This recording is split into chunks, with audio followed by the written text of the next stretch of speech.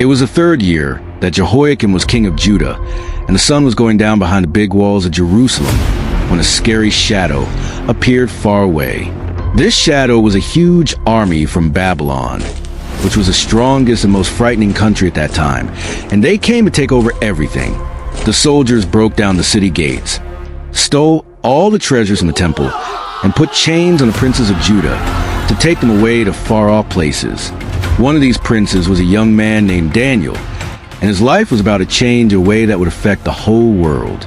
A story beyond time, from the fancy palaces in Babylon all the way to the end of the world, and from the old kingdoms of long ago to the things that will happen in the future. This story is more than just about kings fighting wars. It's not only about a man named Daniel who spoke for God in a big empire, but it's also a warning for everyone who hears it. Some people think Daniel was talking about things in his own time, but others believe he was talking about things that are happening now or will happen soon. And what if the secret messages he wrote down hundreds of years ago are starting to come true right now?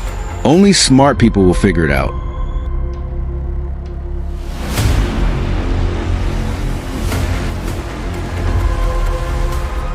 Babylonian invasion. It was the third year that Jehoiakim was king of Judah, and the people living in Jerusalem heard loud drum sounds before they even saw any smoke coming from a distance. The guards standing on the city walls yelled out warnings, but everyone already knew what was going on. Babylon was here with its big army led by King Nebuchadnezzar. This army was coming closer and closer, moving like a river that nothing could stop, and no one could fight against them because they were too strong. Many cities had already been taken over by them, and now it was Jerusalem's turn to face their power. The soldiers smashed the city gates, and everything became crazy and messy in the streets, while people were stealing from houses. Right in the middle of the city, where God's temple stood tall, the invaders didn't care about anything holy. They took all the special cups and treasures from the temple, everything that was important to God, and carried them far away to Babylon to put them in their own temples for their fake gods. Captives of Babylon. The Babylonians didn't just take valuable things. They also wanted to control how people thought. So they didn't win just by fighting with swords, but also by changing people's minds. King Nebuchadnezzar made an order.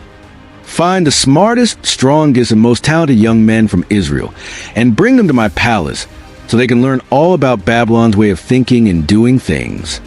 He wanted them to forget about their own God, their traditions, and their language, and instead work for his kingdom. So, the Babylonians picked out these young men who were perfect in every way, princes and important people from Israel, and took them away from their country. They made them walk through the hot, dry desert, leaving behind their homes, their families, and everything they had ever known. For these young men would become very famous in history: Daniel, Hananiah, Mishael, and Azariah. At that time, they didn't know what was going to happen to them in Babylon, and they couldn't even guess all the hard things they would have to go through. But deep inside, they were sure of one thing: no matter where they were, even in a strange land, they would always stay true to their God. The trip to Babylon took a very long time, and the sand in the desert got all over their faces and clothes as they walked. When they finally arrived and saw the gates of Babylon, they were amazed because they had never seen anything like it before. There were tall towers made of gold, huge temples, and gardens that looked like they were hanging in the air. Everything was so bright and beautiful that it almost seemed like it came from heaven, and Babylon wasn't just a main city of a big empire. It was a sign of total power. Now, these young men from Judah had to learn how people in Babylon lived, spoke, and thought, but Babylon didn't just want to show them new things. It wanted to change them completely into different people. One of the first things Babylon did was to change who they were, and the leaders said, "You can't use your old names anymore, Daniel, Hananiah, Mishael, and Azariah, because those names remind people your God, who lost the battle." They decided that now these young men would have new names to honor Babylon's gods. Daniel became Belteshazzar, Hananiah became Shadrach, Mishael became Meshach, and Azariah became Abednego. This was a way to make them forget their beliefs and who they really were. But changing their names was enough. Babylon also wanted them to live differently. In the palace, there were tables full of the best food you could imagine. Delicious roasted meats and fancy wine in cups made of gold. Food that only a king would eat. Daniel stopped and thought carefully because the smell of the food was so good. Meat cooked perfectly with spices he had never tried before. But inside, He felt something telling him, don't eat it. The food was special because it was offered to the Babylonian gods, and if he ate it, it would be like saying he agreed with Babylon's ways and was under their control. He thought to himself, Daniel, look around. You're all by yourself. Your home is gone and your people are far away. But then he remembered, my God is still in charge, and he looked at his friends and saw that they were thinking the same thing. Daniel went to the man in charge of the young men and asked him, please, let us eat only vegetables and drink only water for the next 10 days. And after that, you can look at us and see how we compare to the other young men who are eating the king's special food. The man was worried that the king might think they looked weak, but he said yes anyway. When the 10 days were over, Daniel and his friends stood in front of the leaders, and they looked better than everyone else. Their faces were glowing with health. Their brains were working really well, and they were just as strong as before. They didn't need any of the fancy food from Babylon because the God of Israel had taken care of them and kept them healthy. Many years went by, and Daniel and his friends learned a lot and became very smart, doing so well in the Babylonian palace that they were 10 times smarter than the king's magicians and star readers. But one day, King Nebuchadnezzar, who was the strongest ruler in the whole world, had a dream that really bothered him. And even though his kingdom was amazing and beautiful, it didn't make him feel calm or happy. He knew his dream was important and meant something big, but he didn't know what, and no one could tell him what it meant. He called for his wise men, star readers, and fortune tellers, saying, I want you to tell me what my dream means. And they all stood in front of him, waiting for him to say what the dream was. But the king had a different idea. He said, I don't just want you to explain the dream. I want you to tell me what the dream was. And if you're really smart, you should be able to do that. The wise men looked at each other, surprised, because no one had ever asked them to do that before, and one of them said, Oh, king, may you live forever. Just tell us the dream, and we'll tell you what it means. But the king said, No, you have to tell me both the dream and what it means, and if you can't, I'll have you all killed. But if you can, I'll give you lots of money and honor. The wise men tried to say it was impossible, that only gods had no such things. And the king got very angry and ordered that all the wise men in Babylon be put to death. And that included Daniel. When Daniel heard about the king's order, he was really scared because it wasn't fair, and it was going to happen soon. The king had decided that all the wise men would be killed, and there was no way out unless God helped them. He went to his friends and said, We need to pray. Let's ask the God who lives in heaven to show us the secret of the king's dream. That same night, while he was sleeping, God showed Daniel the dream in a vision. Early in the morning, the guards took Daniel to see King Nebuchadnezzar, and the king asked, Can you tell me what my dream was and what it means? Daniel answered, O king, no smart person, star reader, or magician can do what you're asking, but there's a God up in heaven who knows all secrets, and he has told me your dream and what it means. He said, Here's what you saw in your dream. There was a huge statue standing in front of you, and it was really impressive and scary. The head was made of shiny gold. The chest and arms were silver. The stomach and legs were bronze. The legs were iron, and the feet were a mix of iron and clay. Then, without anyone touching it, a rock came flying from a mountain and hit the statue's feet, making the whole thing fall apart, and all the gold, silver, bronze, iron, and clay turned into tiny pieces like dust. But the rock that hit the statue started growing and growing until it became a huge mountain that covered the whole world. That was your dream. Then he said, Now let me tell you what it means. You, O king, are the gold head. Your kingdom is the best, the strongest, and no one can beat it. But after you're gone, another kingdom will come, though it won't be as good as yours. Then another one, and another one, each one weaker than the one before, until finally there will be a kingdom that's split and not very strong. But in the end, God will make a kingdom that will last forever. It won't be like the others that come and go, and this kingdom will stay forever, and that rock you saw is God's kingdom that will never end. Everyone in the king's room stopped talking, and Nebuchadnezzar stared at Daniel, then at the other wise men who couldn't help him. Then the king knelt down in front of Daniel and said, Your God is the greatest God of all and the ruler over all kings. He is the only one who can show us things we don't know. After that day, Daniel became very important in Babylon. He was made the boss over the whole area and the leader of all the wise men. But Daniel knew something that the king didn't realize yet. Even though Nebuchadnezzar thought he was unbeatable, his kingdom would eventually end, just like all the others. Time went on, and Babylon kept ruling over the whole world while Nebuchadnezzar was at the top of his power, and he still remembered the dream about the statue. But deep inside, he didn't want to believe what the dream said would happen. And since he was a gold head, he thought, why should I let another kingdom take my place? So he decided to do something about it and told his workers to build a huge statue made completely of gold. It was more than 27 meters tall. Not just a head, but the whole thing was gold, to show that he wanted his kingdom to last forever. And he ordered all the important people, leaders, and smart men from his whole empire to come to a place called Dur to see the statue. Then a loud voice announced, "Listen, everyone from every country and language. When you hear the music from the trumpets, flutes, harps, and other instruments, you must kneel down and worship the gold statue that King Nebuchadnezzar made.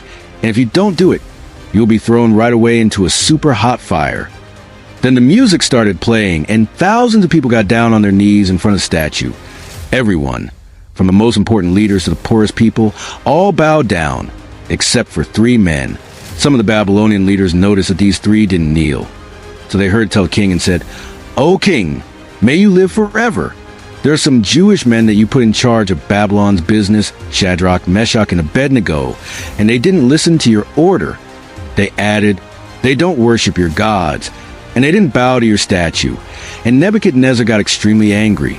He called for 3 young men and said, "Is it true that you won't worship my statue?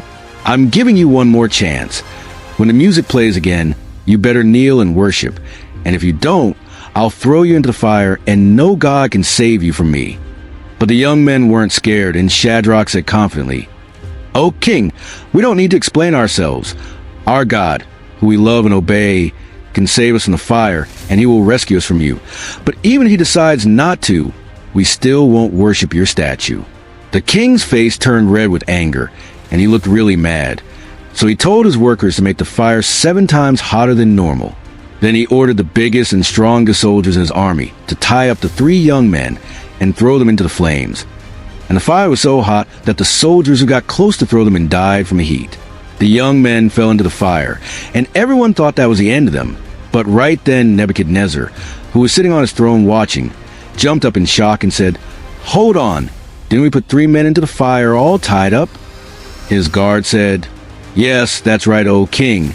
And then the king said, "But I see 4 men, and they're not tied anymore. They're walking around in the fire, and they're not hurt at all, and the 4th one looks like a god or something."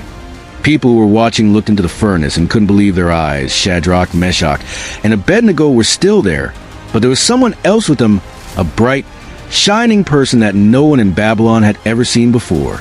Then Nebuchadnezzar, who was shaking with fear, walked closer and yelled into the fire, "Shadrach, Meshach, and Abednego, you serve the greatest God, come out of there." The 3 young men walked out of the flames, and the fire hadn't hurt them at all. Not even one hair on their heads was burned, and their clothes didn't smell like smoke. Everything was completely quiet because everyone understood what had happened. The God of Israel had saved them. Nebuchadnezzar, who was the strongest king in the world, got down on his knees and said, "Praise the God of Shadrach, Meshach, and Abednego. No other God can save people like this." He added, "Starting today, I order that no one in my whole kingdom can say anything bad about their God, because there's no one like him." And then he gave the 3 young men more important jobs in Babylon.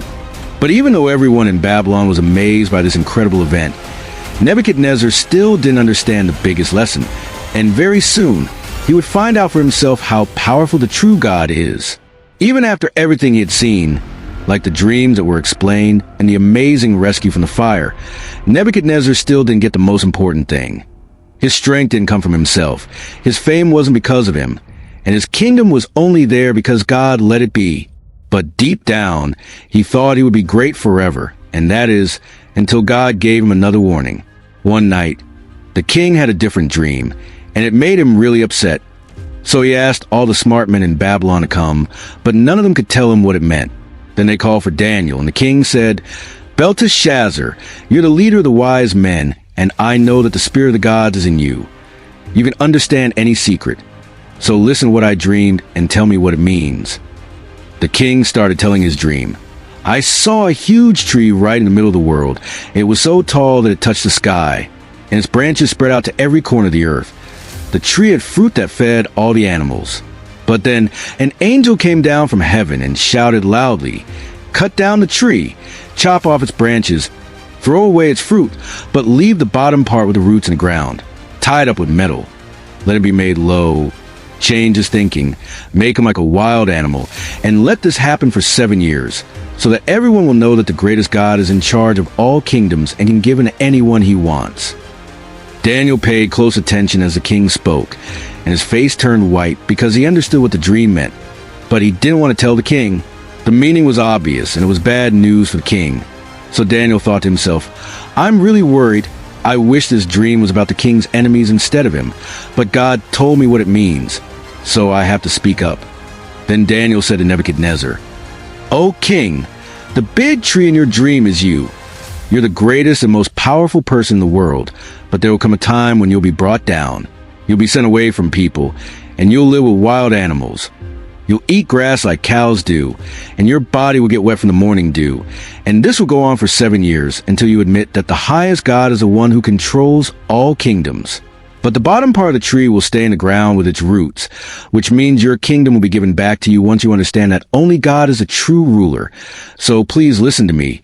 Stop doing bad things. Start doing what's right, and be kind to poor people.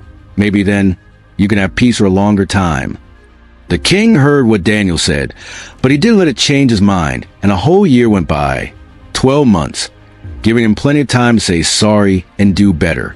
But Nebuchadnezzar stayed the same, and then one day his big ego was finally broken. It was a beautiful afternoon in Babylon, with the sun making everything look golden. The king was walking around his palace, looking out at the city he had made, and he saw all the temples, the strong walls, and the famous hanging gardens. Inside, he felt sure that he had done it all by himself. He said out loud, "Look at this amazing city of Babylon that I built with my own great power to show how wonderful I am."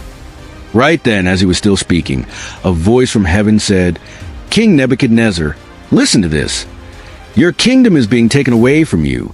You'll be sent away from people, and you'll live with wild animals. You'll eat grass like cows, and this will last for 7 years until you learn that the highest God is the one who decides who rules the kingdoms." Just like that, the king's brain stopped working right. He couldn't think like a person anymore. All his smart ideas were gone. His hands started shaking, his body bent over, and he fell down on the ground. Nebuchadnezzar, who was the strongest king in the world, was now on his knees acting like a wild animal, and the doors of the palace opened. The workers saw him and yelled in fear, because the great king of Babylon didn't look like a human being anymore. Days turned into months, and months turned into years. Nebuchadnezzar stayed out in the open fields. His nice clothes turned into old, torn pieces of fabric. His hair got long and messy like the feathers on an eagle, and his nails grew sharp like animal claws. All he ate was grass from the ground. And meanwhile, Babylon got a new king, because Nebuchadnezzar had turned into what he was acting like inside, a wild creature. And this went on until the time that God had said what happened was over. After 7 years, one day, while the wind was blowing across the flatlands, something different happened. Nebuchadnezzar said, "Suddenly, I could see clearly again. I looked up at the sky, and right then, my brain started working normally." He got down on his knees, but this time it wasn't because he thought he was better than everyone. It was because he was giving up and accepting God's power, and he said, "Now I say good things about the greatest God and lift him up. I respect and praise him because he lives forever." He added, "His control over everything lasts forever, and his kingdom will never end. He can do whatever he wants with all the countries on earth, and no one can tell him what to do." Right at that moment, his kingdom was given back to him. He became important again. His leaders came to find him, and he sat on the throne of Babylon once more. But he was a changed man, because now he understood the truth. There is no other king or power. Only God is in charge of all the kingdoms in the world. Time kept going, and eventually Nebuchadnezzar passed away, and with him, the time when complete control over everything ended.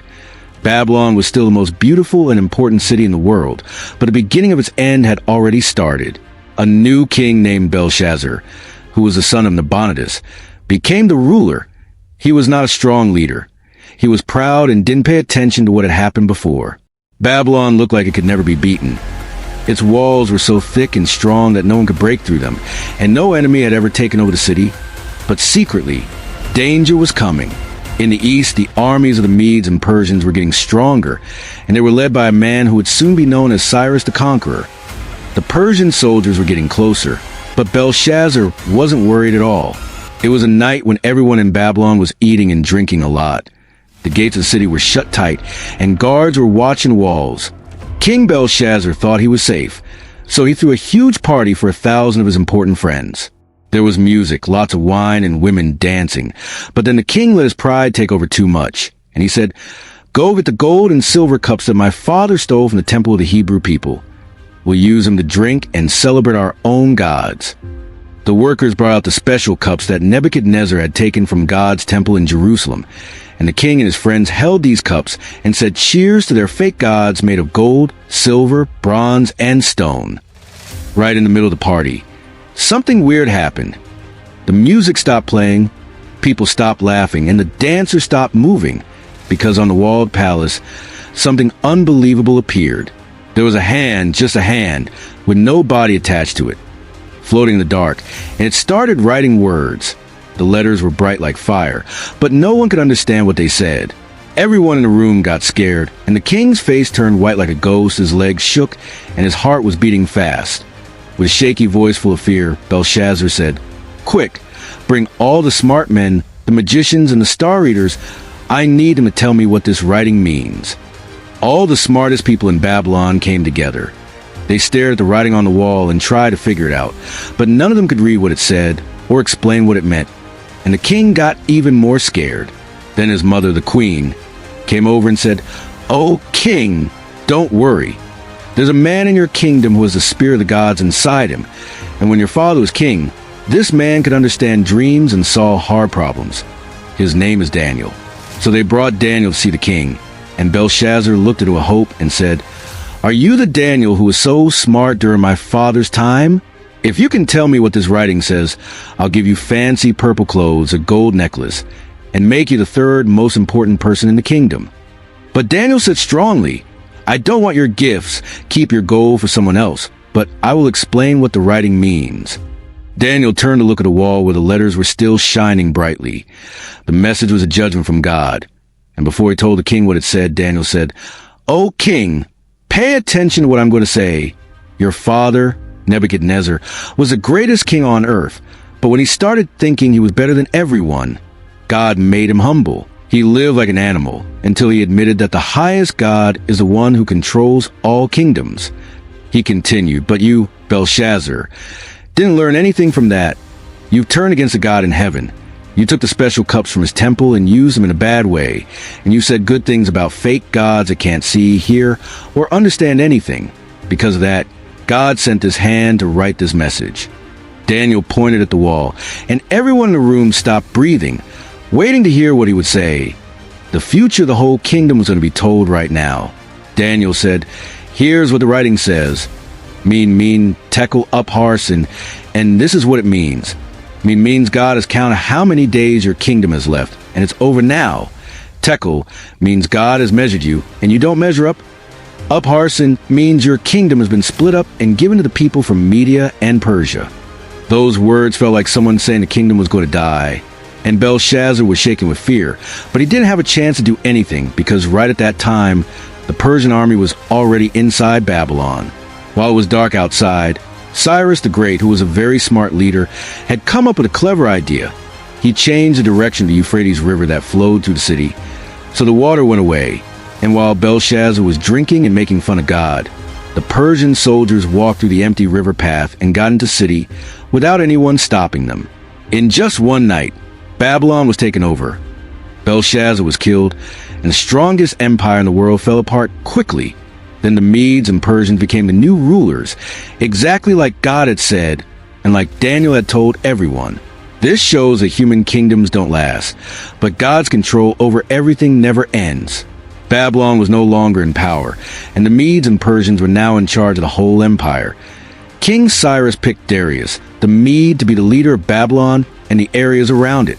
Even though there was a new king, Daniel still had an important job. He was very smart, honest, and good at understanding things, which made him stand out from all the other leaders in the new kingdom. Darius made him the boss over all the other princes and governors. But this made some people jealous and angry, because when someone is loyal to God, there are always people who don't like him. The important leaders and rich people of the kingdom met together without telling anyone. One of them, a prince from Media, said, "Why is Daniel in charge of us? He's not from here. He's a Hebrew. Every king has given him a high position, and now he's telling us what to do." Another prince from Persia said, "We need to find something wrong with him. Some mistake he's made." But they looked and couldn't find anything bad about him. Daniel was fair and honest. He didn't do anything corrupt. So they came up with a sneaky idea. "We know that Daniel cares more about his God than about the king. Let's use that to get him in trouble." The princes went to King Darius and said nice things to make him feel good. "Oh, King Darius, may you live forever. We've thought of a way to make you even more famous. Make a rule that for the next 30 days, no one can ask for anything from any god or any person except from you, O king." They added, "If someone doesn't follow this rule, they should be thrown into a cave with lions." And King Darius liked what they said. He didn't realize they were tricking him. So he signed a paper to make a law. Once it was signed, the law couldn't be changed or taken back. And Daniel heard about this new rule. Daniel found out about the new rule. He understood what it meant for him and what might happen if he didn't follow it. But he didn't let it scare him or change what he did every day. When it was time to pray, he did what he always did. He went to his room, opened the windows that looked toward Jerusalem, got down on his knees, and talked to God. Outside, his enemies were watching and waiting. They said, "Now we got him." And the princes hurried to the palace. They pretended to be worried when they talked to Darius. "Oh, king, didn't you make a rule that no one can pray to anyone but you?" King Darius said, "Yes, I did, and the laws of the Medes and Persians can't be changed." And then they said, "Well, Daniel, who you put in charge, hasn't listened to you. He prays his God 3 times every day, breaking your rule." The king's face suddenly looked very white. He figured out that the princes had tricked him, and now his best worker, Daniel, was in big trouble because of the rule he had signed. But the law couldn't be changed, so there was nothing he could do. With a sad voice, King Darius said, "Take Daniel to the lion's cave." It got dark in Babylon, and the soldiers took Daniel to a hole in the ground made of stone, where the lions were making loud, scary sounds. The light from the torches showed the lions' eyes, and they looked very hungry. King Darius was there, looking at Daniel with a heavy heart, and he said, "The God you always obey will save you." Then the soldiers pushed Daniel into the hole. He fell down among the lions, and their roaring was so loud it filled the whole place. A big stone was put over the opening of the hole, and the king used his special ring to lock it shut. That night, King Darius couldn't fall asleep at all. There was no happy music or big dinner, and inside he kept wondering, can Daniel's God really save him? As soon as the sun started to rise, the king hurried to the lion's cave. He told the guards to move the stone away, and holding his breath, he shouted with a shaky voice, "Daniel, you who serve the God who is alive, did your God save you from the lions?" For a little while, it was completely quiet. Then a peaceful voice came from the dark hole. "O king, may you live forever. My God sent an angel to close the lions' mouths, and they didn't hurt me at all, because God knows I'm not guilty, and I didn't do anything bad to you, O king." The guards peered into the hole, and they couldn't believe what they saw. Daniel was standing there, without any cuts or marks on him. The lions, which had eaten many people before, were next to him, quiet and not trying to hurt him. King Darius got down on his knees, and with a voice that was shaking, he told the guards to bring Daniel out. Later, when the people who hated Daniel were thrown into the same hole, the lions ate them up so fast that they were gone before they even touched the bottom. That very morning, King Darius wrote a message to be sent to everyone in his whole empire, to all the different people, countries, and languages in the world. "I wish you lots of peace. I, the king, am making a new rule that everyone in my kingdom must respect and be afraid of the God that Daniel worships, because he is the God who is really alive." He added, "His kingdom will never be broken, and his power will last forever. He rescues people, he saves them, and he does amazing things in the sky and on the earth, like how he saved Daniel from the lions."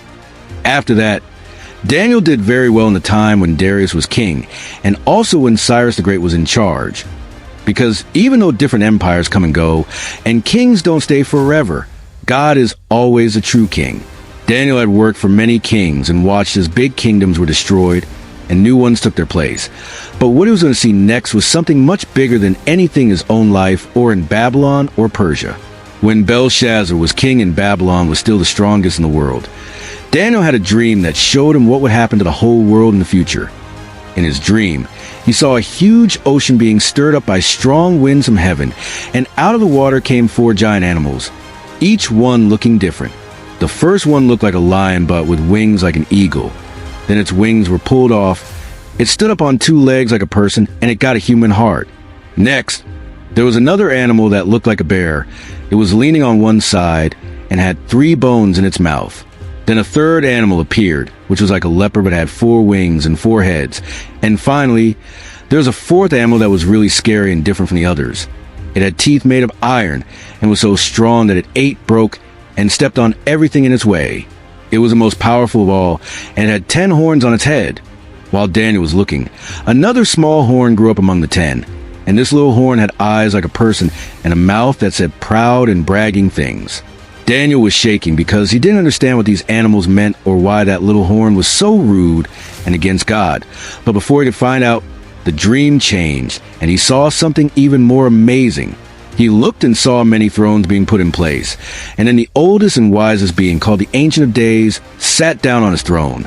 His clothes were as white as snow, and his hair was like clean wool. His throne was made of fire, and a stream of fire was coming out from it. There were thousands and thousands of people serving him, and millions standing in front of him. Then some books were opened, and after that, Daniel saw someone who looked like a human being coming on the clouds from heaven. This person went up to the Ancient of Days and was given control, honor, and a kingdom. His control will last forever, and his kingdom will never be broken. Inside, Daniel felt really upset and confused. He needed to know what the 4th animal meant, and why that little horn was saying such bad things and fighting against God's people. So an angel came to him and started to explain what it all meant. The angel said, "These 4 animals are 4 big kingdoms that will come to power in the world, but the kingdom that belongs to God's people will last forever. The 4th animal will be the worst of all. It will be unlike the others and will take over the earth using strong weapons and causing a lot of damage." The angel continued, "From this kingdom, 10 kings will come, and then another king, represented by the little horn, will appear. This king will say terrible things against the highest God, hurt God's people, and try to change the way time is measured and the rules everyone follows. His power will last for 3.5 years. He added, "But eventually, the court in heaven will make a decision, take away his power, and give the kingdom to God's people." Daniel woke up and his face was white from fear. His whole body was shaking, and he thought, "I'm really bothered by this. I don't completely get everything I saw, but I do know one thing. All the human kingdoms will come to an end, and in the end, God will set up his kingdom that will last forever." Daniel had been shown what would happen to all the big kingdoms in the world, and how wonderful God's kingdom will be forever, but he still wondered, when will my people be able to go back home? When will they stop being prisoners in another land? When can they return to Jerusalem? So he looked at the writings of the prophets and found what Jeremiah had said. God told me that Jerusalem will be empty and sad for 70 years. Daniel got down on his knees and started talking to God. "Oh Lord, you are a big and amazing God. We have done wrong things. We didn't listen to what you told us to do. We haven't been loyal to you, so you had to punish us. But now, God, please listen to what I'm saying." He prayed, "See how sad and broken your people are. Pay attention. Forgive us of bad things we've done, and look kindly on your special city, Jerusalem." While Daniel was praying, God decided to answer him. An angel named Gabriel came down from heaven and said with a strong voice, "Daniel, you are very special to God. I've come to help you understand things." The angel said, "There are 70 sets of 7 years planned for your people to stop doing wrong, to stop sinning, to make things right for their mistakes, and to start living in a way that is always good. From the time someone orders Jerusalem to be rebuilt until the chosen leader, the Messiah, comes, there will be 7 sets of 7 years, and then 62 more sets of 7 years." He continued, "After that, the Messiah will be killed, but not for anything he did wrong. Then the people of future leader will destroy Jerusalem and the temple. Everything will end like a big flood. and until the very end there will be fighting and sadness as decided. Gabriel added, that leader will make an agreement for one set of 7 years, but halfway through, he will stop the sacrifices and offerings. Something really bad and disgusting will happen in the city, and it will stay that way until God punishes the one who caused all the trouble. Daniel didn't say anything. He just listened. The things Gabriel said were hard to understand, but they held the secret about when the Messiah would come and what would happen to Daniel's people in the future. But this wasn't the last time Daniel would see something from God. When Cyrus had been king of Persia for 3 years, Daniel got another message from heaven. He said, I was very sad for 3 weeks. I didn't eat any fancy food. I didn't drink any wine. And I didn't put on any nice smells. He added, on the 24th day of the first month, I was standing by the edge of the big Tigris River. When I looked up, I saw a man wearing clothes made of linen, and around his waist, he had a belt of pure gold. His face was shining brightly like lightning. His eyes looked like fire, and his voice sounded like a loud crowd of people. Daniel said, when I saw him, I felt so weak that I fell down with my face on the ground, and inside, I was really upset. He had seen an angel sent from heaven. The bright light from the angel's greatness made Daniel fall to his knees. But then the angel touched him and gave him strength. The angel said, don't be afraid, Daniel. Since the first day you decided to try to understand things, God heard what you said, but the spirit in charge of Persia stopped me for 21 days. Now I come to tell you what will happen in the future, because this vision is about the end of time.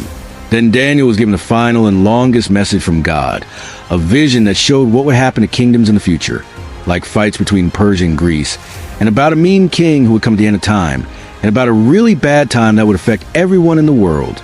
The angel said, when that happens, Michael, the important angel who protects your people will stand up. There will be a time of trouble worse than anything that has ever happened before. But during that time, your people will be saved. He continued, many people who have died and are buried in the ground will come back to life. Some will live forever in happiness, and others will live forever in shame and sadness. The people who are smart and understand will shine like the sky, and those who help others do what's right will shine like stars forever. The angel added, but you, Daniel, keep these words secret and close up the book until the end times come. In those days, people will be very busy going places, and there will be a lot more knowledge. Daniel was shaking because he had seen what would happen to his people, how big kingdoms would come and go, how the Messiah would die, the terrible times that were coming, and how dead people would come back to life. But now the vision had ended. He thought, I heard all this, but I don't understand it completely. So I asked, my Lord, what will happen in the end? The angel said, go your way, Daniel. These words are secret and locked up until the end. Many will be made clean, but bad people won't understand, though the wise will get it. You, Daniel, rest now, and at the end of time, you'll wake up to get your reward.